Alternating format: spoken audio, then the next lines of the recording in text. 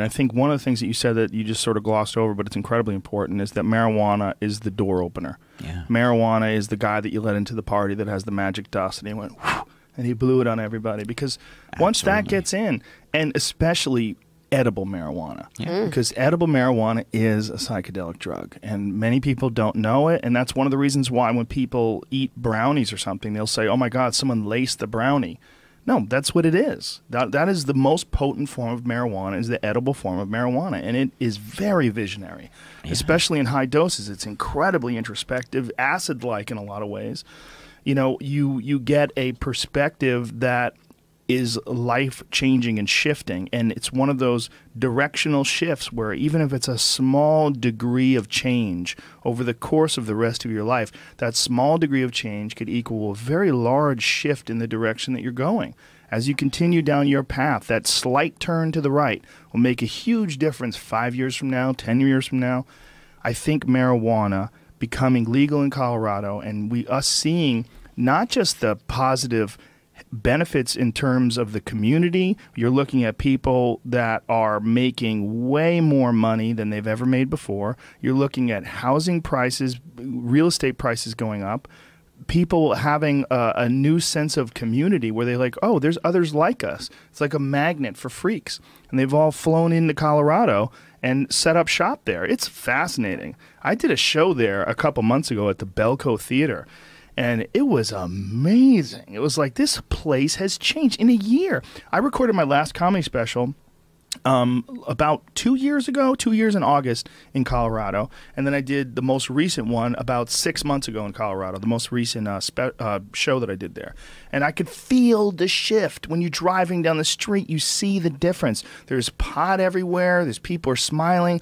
The lowest incidence of drunk driving they've ever recorded. Lowest incidence of violent crime. Everything is dropping. Suicide rates in half. Yes, and money. The money that the state is making is insane. They literally have a surplus of taxes. It's an attractor. They've made more money from taxes from marijuana than they did from alcohol for the first time ever. No one's ever done that. And you've got this happy community.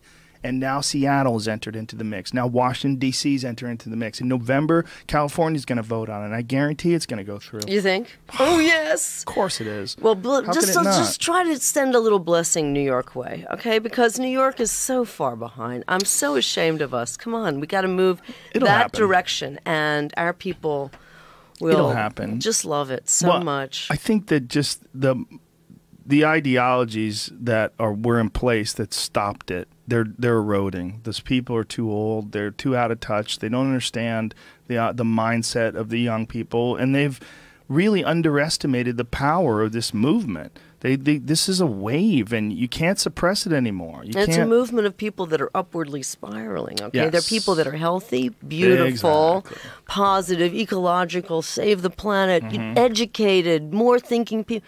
It's such an attractor. Yes. And so everybody wants to be part. They wonder what is that? And it can have a power. It's what we were talking about earlier when we were talking about plant intelligence. Yes. There is an intelligence in marijuana, an absolute, undoubted intelligence. Well, and it exists, I think, in all plants. It exists in funguses as well. Not all plants are mirroring systems inside of the human body like cannabis. Right. Since it was probably the original or one of the original cultivated plants, I think that humanity over the millennia worked out a symbiotic relationship with this plant. And so we have the endocannabinoid system. Yeah. And then and I would say that probably many of our health deficiencies are because we're not getting our cannabis. THC deficiencies. And no, well, look, it's true, the AMA in the 30s went to Congress and said, please don't make cannabis illegal. It's in half of our medicine. You know, for 87 years, it's been part of the American pharmacopoeia. Please allow us to continue to use it. No, it was struck down. And so it's been repressed since then. And a lot of it has just been pure racism, actually. That's the cause of it. Well, that was what those recent papers were released about the Nixon administration. Yes. It's one of the ways they demonized the black rights movement, civil rights movement, and also the anti-war movement. Absolutely. Is they attacked marijuana and they attacked psychedelic drugs. And that was the reason why they passed that sweeping legislation in the first place.